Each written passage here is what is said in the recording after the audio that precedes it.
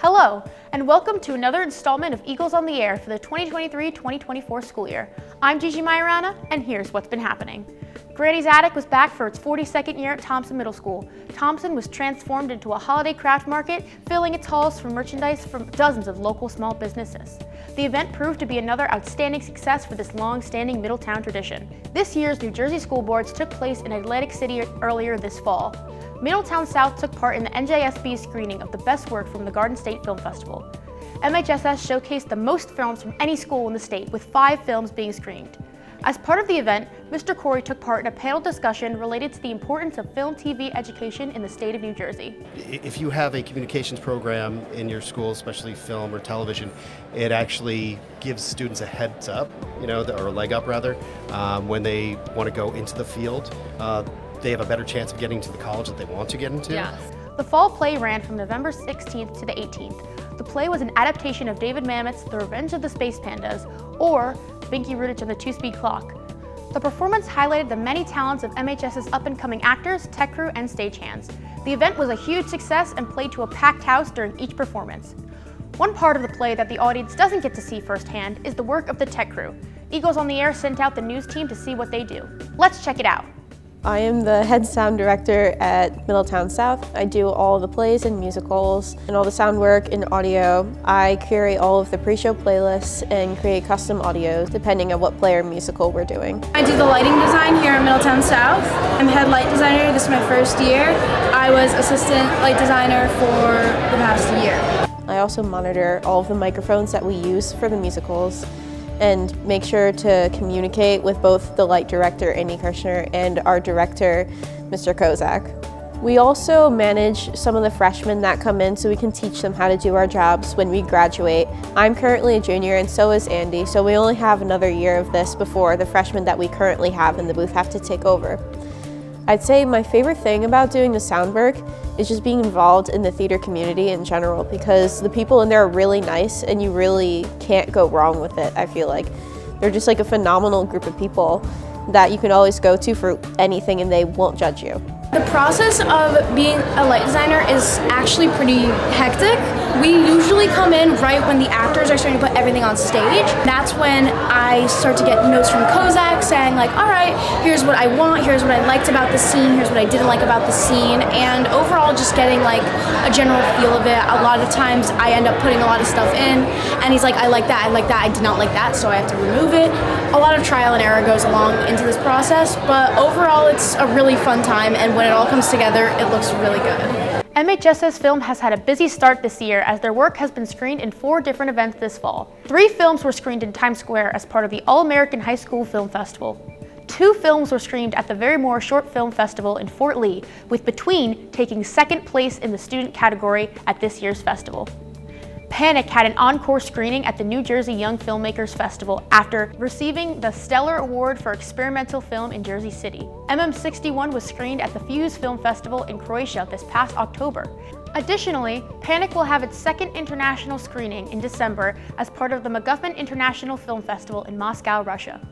The festival was designed to give students around the world a chance to showcase their talents globally. Congratulations to all the winners and those who were selected to be screened. Mr. Sullivan was recently featured on an episode of New York Live about his artisanal mushroom business.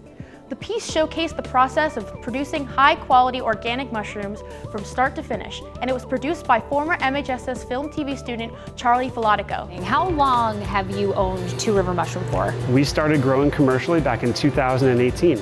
I saw the need for a hyper-local organic mushroom offering that wasn't at that time being offered. Keeping with the culinary theme, Ms. Karbowski's culinary arts classes were treated to a visit from Carla Bushy. She is the co-founder and co-owner of Oak Hill Farms, cookbook author of Keeping It Real, and the creative mind behind the brand.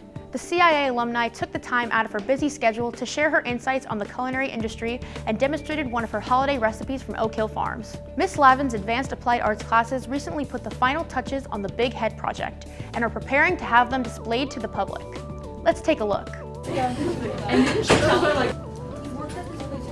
So this is our Big Head project. It is Mr. Rooney. Carmine and I had him last year, and he was one of our favorite teachers. and Carmine's going to tell you about the process of making them. So we started the process with a big cardboard circle, and we kind of put a dome on it, and we started building around it with newspaper. We did the cheeks for his face with plastic bags, and then ultimately we put paper mache around the whole thing. And then we did the ears afterwards with cardboard and paper mache, and then we ended up painting the paper mache, and then we did the paper clay for the hair and the eyebrows. We painted that black because Mr. Rooney has black hair. And we did the eyes cardboard, we did the teeth cardboard, and the nose we actually, interesting enough, we grabbed something from home, which was like a little circle, like tube, and we used that to like shape the nose in the front, and it turned out pretty well, and we're on our finishing touches. Hi, I'm Francophone student, and I chose to do Drake for my big head project. This took about 2 months to make, and the reason why I did Drake is because I love him. He's a big influence on my life, and he's just great. So this is Ice Spice. Me and Donnie chose to do her because she's a thriving artist.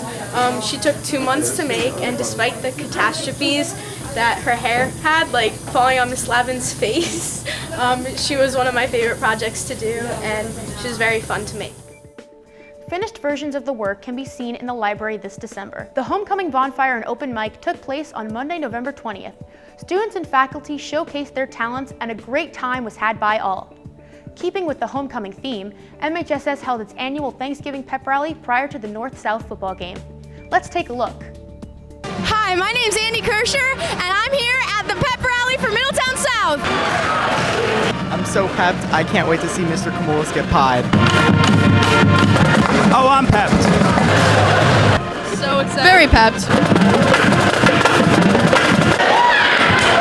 What are you doing here at this pep rally? I am the drum major for the marching band, and I am here for a theater department of our play. I'm excited to see the sports team stats. I'm most excited to see the Space Pandas cast walk out. What are you most excited to happen during the pep rally? I'm excited for just like the runouts, all the teams coming on. See, I just want to see how hype that gets. I'm just excited to run out as well with the theater. I am so tired. So excited for the band to be playing. We'll be able to showcase our awesome, cool music. What are you most excited for during this pep rally? Definitely to see a teacher pied in the face. I'm very excited for the pie in the face contest. Can't wait to see who gets pied.